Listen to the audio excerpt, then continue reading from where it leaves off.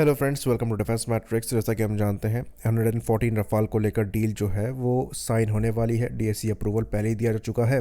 अब नेगोशिएशन के बाद सीसीएस अप्रूवल दिया जाएगा और लाइकली इस ईयर के एंड तक या फिर इस फाइनेंशियल ईयर के एंड तक, जो कि मार्च 2027 में है, ये डील साइन हो सकती है। लेकिन इसके साथ कुछ और इम्पॉर्टेंट चीज़ें भी होने वाली हैं, जिसके अंतर्गत जो M88 इंजन्स हैं उनकी एमआरओ को लेकर नेवी की डील के साथ पहले ही डिस्कशन हो चुका है और ये फैसिलिटी पहले ही हैदराबाद में इनैगोरेट करी जा चुकी है। लेकिन अब यहाँ पर बात चल रही है पूरे इंजन को इंडिया में ही असेंबल करने के लिए, और खाली यहाँ पर असेंबली की ही बात नहीं चल रही है, बल्कि ये इंजन सिग्निफिकेंटली लोकली सोर्स्ड होंगे। तो इस केस में HAL का पार्टिसिपेशन देखा जा रहा है और लाइकली इंजन से रिलेटेड कंपोनेंट्स HAL द्वारा बनाए जा सकते हैं। तो HAL और साफरान की पार्टनरशिप काफ़ी पुरानी है। शक्ति इंजन को लेकर जो लोकल असेंबली है ये HAL द्वारा ही करी जाती है। साथ में जो IMRH प्रोग्राम है उसमें भी सफल JV इस्टेब्लिश किया गया है, जिसके अंतर्गत अरावली इंजन्स बनाए जा रहे हैं।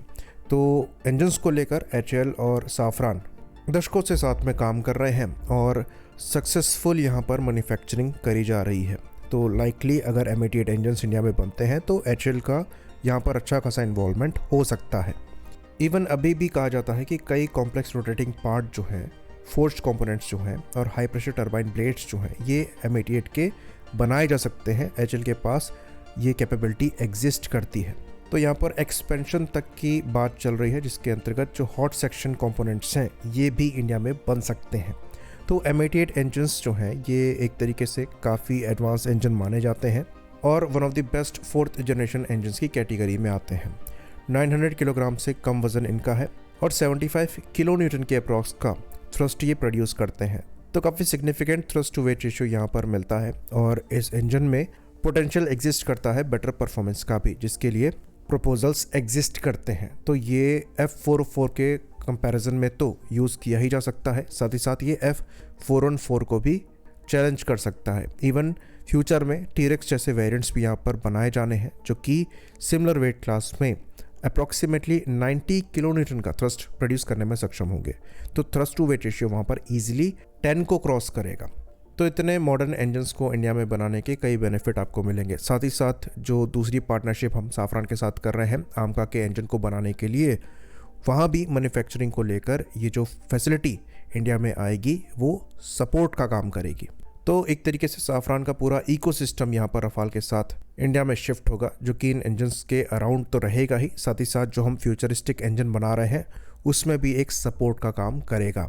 बाकी ये बात भी हमको बता दें कि जो M88 इंजन्स हैं इनके डिफरेंट वेरिएंट्स एग्जिस्ट करते हैं और फ्यूचर में अगर रिक्वायरमेंट पड़ती है अमेरिकन इंजन्स को रिप्लेस करने की तो डेफिनेटली वहाँ पर टास्क तो रहेगा, पर आप इन इंजन्स को एज एन ऑल्टरनेटिव इस्तेमाल कर पाएंगे। इवन अगर आप अभी की परफॉर्मेंस को देखें, ये इंजन अराउंड 6000 आवर्स की टोटल लाइफ स्पैन को देते हैं और जो मीन टाइम बिटवीन ओवरहॉल है ये 2000 आवर्स के ऊपर का मिल जाता है। मॉड्यूलर डिज़ाइन है तो मेंटेनेंस काफ़ी आसान है, काफ़ी ज़्यादा रिलायबल इंजन है और 1 घंटे में आप ये इंजन रफाल से स्वाइप कर सकते हैं। बाकी जो M88-2 इंजन रफाल में इस्तेमाल होता है, इसकी खास बात यह है कि IR सिग्नेचर इसका लो है, साथ में जो थ्रॉटल रिस्पॉन्स है वो बहुत क्विक है। तो आप आइडियल से फुल आफ्टर बर्नर में मात्र 3 सेकंड में पहुंच सकते हैं, तो जिसकी वजह से रफाल का जो एक्सेलरेशन है वो काफ़ी ज़्यादा अच्छा है। बाकी ओवरऑल लाइफ साइकिल कॉस्ट भी इस इंजन का काफ़ी कम है इन कंपैरिजन टू अगर आप रशियन इंजन देखें तो Su-30 MKI में यूज़ होने वाला AL31FP इंजन मात्र 3000 घंटे के अराउंड की आपको टोटल लाइफ स्पैन देता है और जो मेन टाइम बिटवीन ओवरहॉल है वो भी इसका आधा है, अराउंड 1000 आवर्स का है। वहीं पर जो इसके नोजल्स हैं उसका तो 500 घंटे के अराउंड का ही है। ऑल्दो रशियन इंजन चीप ज़रूर है, पर एक M88 के मुकाबले आपको 2 AL31 यूज़ करने पड़ेंगे और जो mean time between overhaul period है वो भी अगेन इस इंजन को एक्सपेंसिव बना देता है, क्योंकि जितने में आपको एक M88 करना पड़ेगा उतने में आपको 2 AL31 करने पड़ेंगे। तो ओवरऑल लाइफ साइकिल कॉस्ट आपका रशियन इंजन का ज़्यादा हो जाता है। तो इसमें काफ़ी हद तक फ़र्क पड़ता है डिज़ाइन का और मेटलर्जी का। हम पहले ही रशियन इंजन्स इंडिया में बना रहे हैं, अब ये वेस्टर्न इंजन को हम इंडिया में प्रोड्यूस करेंगे और साथ में हम 5th जनरेशन टेक्नोलॉजी पर काम करेंगे। तो कॉम्बिनेशन में हमको ज़्यादा बेहतर आउटपुट मिलेगा, क्योंकि मेयर असेंबली यहाँ पर नहीं हो रही होगी।